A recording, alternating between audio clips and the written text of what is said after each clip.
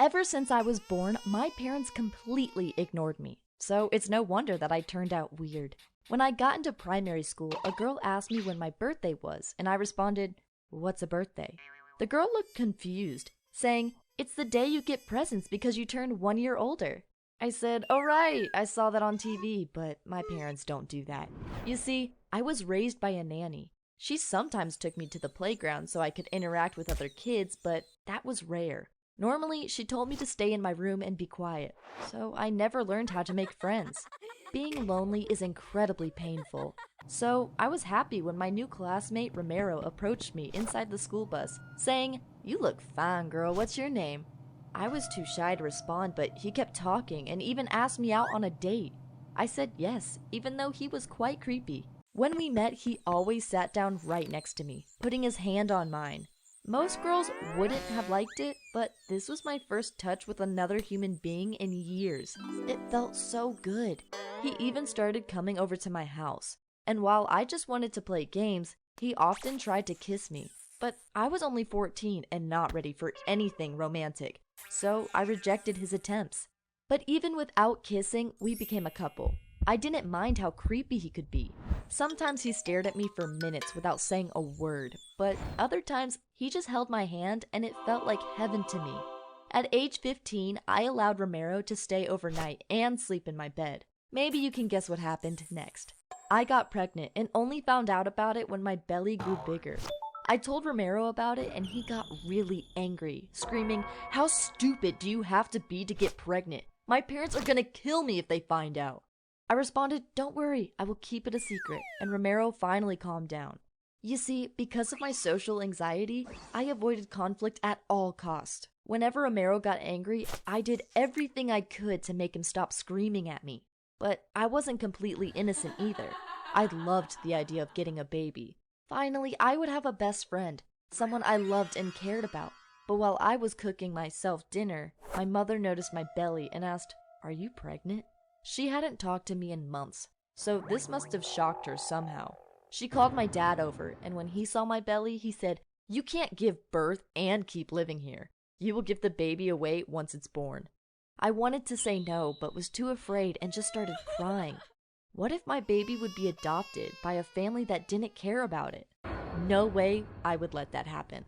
So I came up with the most stupid plan any teenager had ever come up with. I bought a tent and decided to move into a forest once the baby was born. But in my 36th week, my dad wanted me to sign the adoption papers, and when I refused, he told me to leave his house. Suddenly, I was homeless and spent my first night at a train station before I decided to check into a hospital. Everything went well, but when my baby was born, my dad snatched it away from me. He attempted to leave the room, and for the first time in my life, I stood up to him, screaming, "That's my daughter, give her back!" I jumped on his back and bit him as hard as I could, while the doctors took my baby away from him. I think he even got arrested, but I didn't care. When I saw my daughter, I knew she was the only thing that mattered now. But I left the hospital with no money on me, so I had to sneak into my parents' house to get the tent and steal some food before I set up camp in a nearby forest. Like I said, I was weird and stupid. I hadn't thought about how cold it would get at night, and my baby kept crying non-stop. The next morning, the police woke me up. Apparently, homeless people aren't welcome. But when they realized that I was a teenage girl with a newborn, they brought me to a women's shelter. It was a weird place. It offered free food, but it was run by an aggressive trans woman, a man who decided to become a woman. Everyone was scared of her. One time, she came over to my baby and stole her pacifier. My baby started crying while the trans woman laughed about it. With this psycho near me, I couldn't stop worrying about my baby. How did I know this man wasn't just faking it so he could be around vulnerable women and hurt them? Well, Romero finally came to visit us. Until then, I hadn't thought of him as a father, but he seemed to enjoy playing with his daughter. I could tell it by the way he looked at her. At the end, he said, "You can't stay here. You aren't safe with those druggies around you." But where shall I go? My parents aren't the nicest people, but when they see the baby, they might change their mind and let you two move in with us. We arrived at his home and his mom opened the door.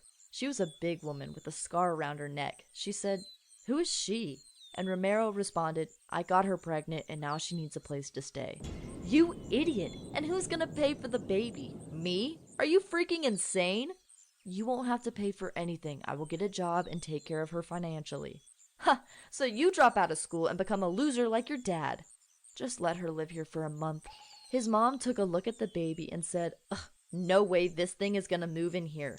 We left disappointed, but the following week, Romero found a job as a cashier so he could rent a small apartment. I believed Romero wanted to become a responsible father, but instead, he became a bigger and bigger jerk. He enjoyed owning me and forbid me to leave the apartment unless I was with him. His behavior got worse and worse until I finally had enough and spoke up to him. I said, you don't respect me. You treat me like an object. So what?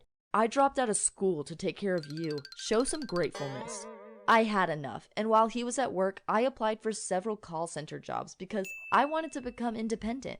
I immediately got accepted and thought about dumping Romero. But I knew he would try to get revenge on me, maybe by taking 50% custody of our child. So instead of dumping him, I forbid him to touch or kiss me until he treated me with respect.